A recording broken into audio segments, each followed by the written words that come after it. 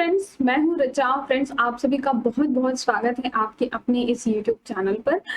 Friends, आज से हम एक नई सीरीज स्टार्ट कर रहे हैं जिसमें मैं आपके साथ बात करने वाली हूँ subject wise PYQ. Subject wise PYQ करने का क्या मतलब है, जैसे कि अगर आपने एक थ्योरी कंप्लीट कर ली, एक सब्जेक्ट आपने एक यूनिट कवर कर लिया, उसकी थ्योरी पढ़ ली, अब आप उसकी मतलब उस थ्योरी को आप रिवाइज कर सकते हैं पीवाईक्यू के थ्रू।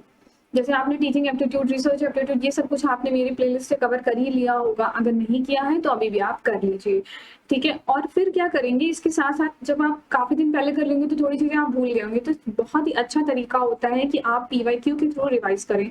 तो इसमें हम सब्जेक्ट बेस्ड पीवाईक्यू करेंगे, जिसमें कि आप फटाफट से एक बार रिवाइज कर लीजिए अपने सारे कॉन्सेप्ट को। अगर आपके पास आपने नोट्स बना रखी हैं तो, और अगर नहीं भी बना रखे हैं तो आप इस वीडियो के माध्यम से अपना अच्छा खासा रिवीजन कर सकते हैं, ठीक है। तो डेली हम आपके साथ एक सब्जेक्ट वाइज पीवाईक्यू डिस्कस करेंगे, और पहले हम स्टार्ट करते हैं आज टीचिंग एप्टीट्यूड से, ठीक है। तो टीचिंग एप्टीट्यूड का फर्स्ट क्वेश्चन आपके सामने है, identify those teaching strategy which are learner centre. Learner centre technique हमको आइडेंटिफाई करनी है। अच्छा, देखिए, हमने कई तरह की वो टीचिंग की और लर्निंग की टेक्निक्स पढ़ी थी, ठीक है। उसमें कुछ आपकी लर्नर सेंटर है और कुछ आपकी वो है टीचर सेंटर है, और कुछ इंटरमीडिएट सेंटर भी है। तो स्टूडेंट सेंटर का है या लर्नर सेंटर का है? स्टूडेंट सेंटर में क्या होगा, जहाँ पे मैक्सिमम इन्वॉल्वमेंट जो है स्टूडेंट का होगा, ठीक है। स्टूडेंट अपनी बात भी रख सकता है, ठीक है। तो लेबोरेटरी मेथड होता है, ब्रेनस्टॉर्मिंग मेथड, डिस्कशन। देखिए, ये सारी चीजें आपको थ्योरी वाले में भी कराया था। तो ब्रेनस्टॉर्मिंग में क्या होता है कि बहुत सारे आइडियाज को जनरेट करना, flow of idea, volleys of idea भी कह सकते हैं। डिस्कशन मेथड जहां पर जो है ये बात करेंगे बच्चे और टीचर मिल करके, ठीक है। ये आपके लेबोरेटरी मेथड के लिए मैंने केमिस्ट्री लगा दी है। डिस्कशन मेथड, देखिए यहाँ पर टीचर स्टूडेंट सब आपस में डिस्कस करके मैटर को डिस्कस करते हैं। प्रोजेक्ट मेथड, जब आप प्रोजेक्ट पे काम कर रहे हो। असाइनमेंट मेथड और रोल प्लेइंग मेथड, ये देखिए आपके लिए रोल प्लेइंग, जैसे किसी को कुछ बना दिया, किसी को कुछ बना दिया, छोटे छोटे बच्चों को कुछ सिखाते हैं ना, तो उसको रोल प्लेइंग मेथड बोलते हैं। Student centre instructional method, socialise classroom. अगर सोशलाइज क्लासरूम है तो किस तरीके का होगा, सेमिनार हो सकता है, सिंपोजियम, वर्कशॉप और पैनल डिस्कशन, ये सारे होते हैं, ओके। सो अब आते हैं क्वेश्चन पर। ये देखिए यहाँ पर क्या कहता है कि हमें आइडेंटिफाई करना है टीचिंग की स्ट्रैटेजी जो कि लर्नर सेंटर हो, ठीक है। तो cooperative teaching learning, team teaching देखिए आपका कैसा होता है। मैंने आपको पहले भी बताया था कि अगर एक टीम टीचिंग में दो टीचर पढ़ा रहे हो, अब एक टीचर जो टीचर सेंटर होता है, यानी कि एक टीचर लेक्चर दे रहा हो या पूरी टीम मिलकर के लेक्चर दे रही हो, बट होगा तो वो टीचर सेंटर ही, तो ये टीचर सेंटर होगा, ठीक है। लेबोरेटरी बेस्ड प्रोजेक्ट अभी हमने देखा कि ये कैसा होता है, स्टूडेंट सेंटर होता है, ठीक है। पेयर्ड डिस्कशन मेथड, डिस्कशन हो रहा है, अब वो पेयर्ड हो या कैसा भी हो, डिस्कशन है तो इसका मतलब कैसा हो रहा है, बच्चे भी अपनी बात को कह पा रहे हैं, तो ये स्टूडेंट सेंटर हो गया। Learning with power point presentation हो रही है तो वो एक तरीके से लेक्चर टाइप का ही हो गया, तो ये टीचर सेंटर ही हो गया। तो सी और डी ये दोनों होगा, और ए कोऑपरेटिव, जहां पर मिलजुल करके सीख रहे हो बच्चे, आपस में कोऑपरेट करके सीख रहे हो, तो ये भी आपका जो है स्टूडेंट सेंटर होगा। सो ए सी डी आपको मिलता है ऑप्शन सी में, ठीक है। तो option C is the right answer. So option C is the right answer. Now next question क्या कहता कि reflective level teaching is different from memory level. अच्छा, हमने कई तरह की लेवल ऑफ टीचिंग किया था, ठीक है। तो ये क्वेश्चन वहां से है, because the pattern of communication that is involve in reflective level teaching is basically, मतलब ये कह रहा है कि रिफ्लेक्टिव लेवल की टीचिंग में किस तरह का कम्युनिकेशन होता है। तो हमने तीन तरह की पढ़ी थी, मेमोरी लेवल, अंडरस्टैंडिंग लेवल और रिफ्लेक्टिव लेवल, ठीक है। तो रिफ्लेक्टिव लेवल में क्या चीजें होती हैं, पहली बात तो ये दिया किसने था, हंट ने दिया था। इसका मेन ऑब्जेक्टिव क्या होता है, तो डेवलप द इनसाइट्स का मतलब होता है कि उसके मतलब दिमाग डेवलप करना, कि सोचने की क्षमता को डेवलप करना, कि वो और अच्छा सोच पाए क्वेश्चन को, उसके पास कोई नए क्वेश्चंस भी आए तो उसको वो सॉल्व कर पाए। To develop the rational and critical thinking, to develop the ability of independent thinking and decision making of the student, also known as introspective level भी इसको कहते हैं। seeing the relationship among the element, student are active and busy the original imagination, वो खुद imagine करते हैं, ठीक है। यहाँ पे सब्जेक्ट मैटर कैसा होगा, मैंने अनइंस्ट्रक्शनल एंड ओपन एंडेड, जहाँ पे जो टॉपिक होते हैं, देखिए रिफ्लेक्टिव लेवल एक तरीके से आपका पीएचडी में जब हम पढ़ते हैं तो हमारा रिफ्लेक्टिव लेवल होता है, जहाँ पे लर्नर को खुद से इन्वॉल्व होकर सोचना पड़ता है, प्रॉब्लम को सॉल्व करना पड़ता है, ठीक है। तो इस तरह की चीजें आपके रिफ्लेक्टिव लेवल में आएंगी। अब पढ़ते हैं यहाँ पर क्वेश्चन हमारा कि जो कम्युनिकेशन होगा, ठीक है, वो किस तरीके का होगा। क्या लीनियर होगा, लीनियर का मतलब इस तरीके से, क्या बॉटम अप होगा, इंटरैक्शनल होगा और ट्रांजैक्शनल होगा। तो देखिए यहाँ पे जो कम्युनिकेशन होता है वो ट्रांजैक्शनल होगा। क्यों ट्रांजैक्शनल होता है? क्योंकि यहाँ पर थिंकिंग डेवलप होती है। एक यहाँ पर जो बच्चा इस जगह होता है तो वो अब एक नई फेज में जाता है, उसकी पूरी एक प्रॉब्लम, जैसे पीएचडी जब आप करते हैं तो बिल्कुल आप नई फेज में, आपका फेज ही चेंज हो जाता है। थिंकिंग जब पीएचडी करने के पहले एक बच्चा और पीएचडी करने के बाद आप देखोगे उसकी थिंकिंग में, उसकी मतलब हर एक चीज में बहुत ज्यादा चेंज आता है। वो एक ट्रांजैक्शनल फील्ड होती है, पॉजिटिव चेंज आता है। सो इसका आंसर क्या हो जाएगा? एक ट्रांजैक्शनल कम्युनिकेशन होता है, ठीक है। From the following identify, third question है आपके सामने। From the following, identify those features which are associated with the indirect instructional facility. तो देखिए इंस्ट्रक्शनल फैसिलिटी है और डायरेक्ट और इनडायरेक्ट, देखिए दो तरीके का होता है, एक तो होता है डायरेक्ट, एक होता है इनडायरेक्ट। डायरेक्ट में होता है कि डायरेक्ट किसी के सामने अगर मैं कॉन्सेप्ट लेकर के आ रही हूँ, समझा रही हूँ, तो वो हो गया डायरेक्ट। जैसे कि अगर मैं अभी आपको टीचिंग एप्टीट्यूड समझा रही हूँ, ठीक है, मतलब यहाँ पे आपको क्या कर रहे तरीके से रिवीजन करवा रही हूँ PYQ के थ्रू, तो ये कैसा हुआ? ये एक इनडायरेक्ट मेथड हुआ ना।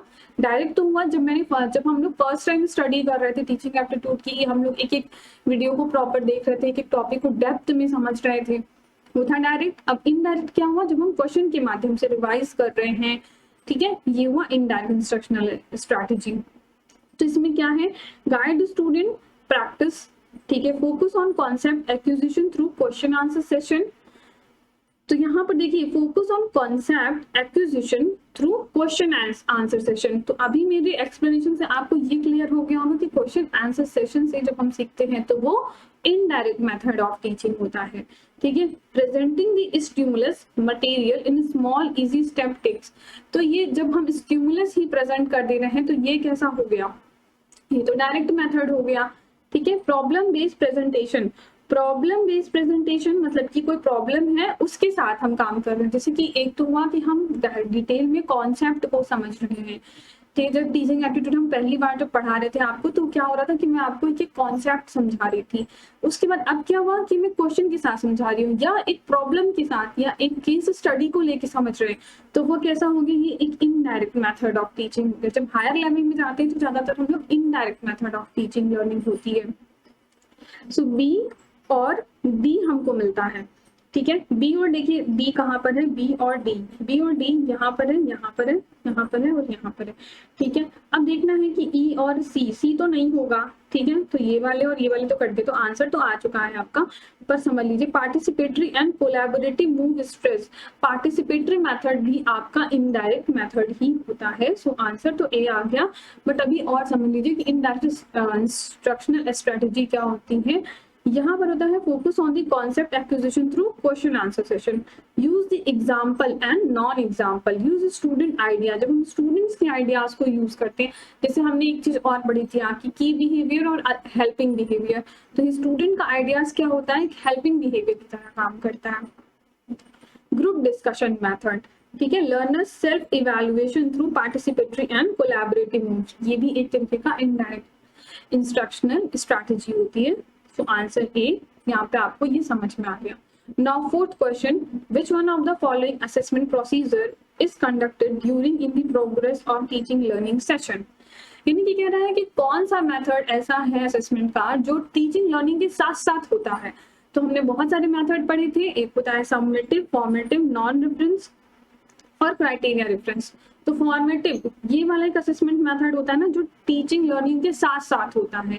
जैसे क्लास में मैं पढ़ाते पढ़ाते कोई क्वेश्चन आपसे पूछ लिया, तो ये कैसा हो गया? एक फॉर्मेटिव टाइप का हो गया कि वहीं पे ही असेसमेंट हो जा रहा है कि बच्चे को चीजें समझ में आ रही हैं कि नहीं आ रही है। तो formative evaluation start from very beginning of the designing the instruction and it continue till the end of the instruction. जब तक आपकी क्लास चलती रहेगी पूरे सेमेस्टर, तब तक आपका फॉर्मेटिव इवैल्यूएशन होता रहता है। तो goal of formative evaluation to monitor the student learning, provide ongoing feedback that can be used instruction important teaching and student improve their learning. तो आंसर क्या हो जाएगा? फॉर्मेटिव। नाउ नेक्स्ट क्वेश्चन है कि आपके सामने दो स्टेटमेंट है। The use of ICT in in organizing the teaching learning program is the university that potential to optimize learning outcome। तो अगर ICT यूज करते हैं, ICT का मतलब क्या हुआ कि अगर हम सपोज कि कंप्यूटर के थ्रू, प्रोजेक्टर के थ्रू बच्चों को पढ़ा रहे हैं, ठीक है, तो ये किस लिए है, जैसे कि लर्निंग का जो आउटकम है उसको ऑप्टिमाइज किया जाए। बिल्कुल सही बात है, अगर हम प्रोजेक्टर के थ्रू पढ़ा रहे हैं तो वहां पे हम इमेज दिखा सकते हैं, कोई छोटी सी क्लिप दिखा सकते हैं, क्योंकि कंप्यूटर के थ्रू हम काफी चीजें मतलब कि बच्चों को प्रैक्टिकल करना सिखा सकते हैं। तो ऑफकोर्स यहाँ पर क्या होगा, ऑप्टिमम मतलब लर्निंग का आउटकम जो है ऑप्टिमम हो जाएगा, ज्यादा बच्चा सीख पाएगा। तो ये सही बात कह रहा है। नेक्स्ट क्या कहता कि formative assessment provides support to enhancing the quality of teaching learning session. तो फॉर्मेटिव असेसमेंट यानी कि जैसे अभी हमने देखा कि पढ़ाने के साथ साथ अगर क्वेश्चन पूछ रहे हैं तो ये प्रोवाइड करता है support to enhance the quality of teaching. इससे क्या होगा, टीचिंग की क्वालिटी और इनहांस होगी। तो ये बात भी सही कह रहा है ना। लेट्स सपोज इसकी हम आपको पूरी थ्योरी पढ़ा दी है, हमने एक भी क्वेश्चन आपसे क्रॉस क्वेश्चन या कोई क्वेश्चन आपसे पूछा ही नहीं, और बच्चे क्या होंगे, बिल्कुल स्लिपरी बच्चे हो जाएंगे कि हाँ ठीक है ये मैम आती है, लेक्चर देती है, चली जाती है, पता नहीं क्या पढ़ाती है, खुद ही पढ़ती है, खुद ही समझती है।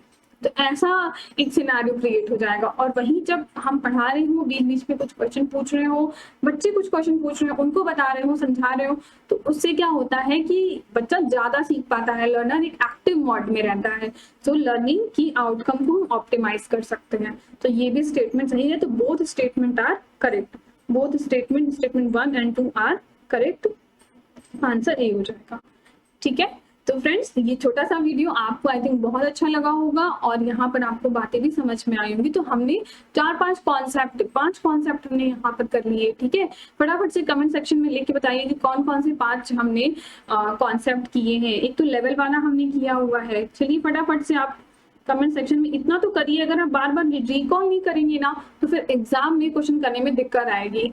सो इतना तो आपको करना होगा। ठीक है, and thank you for watching my video.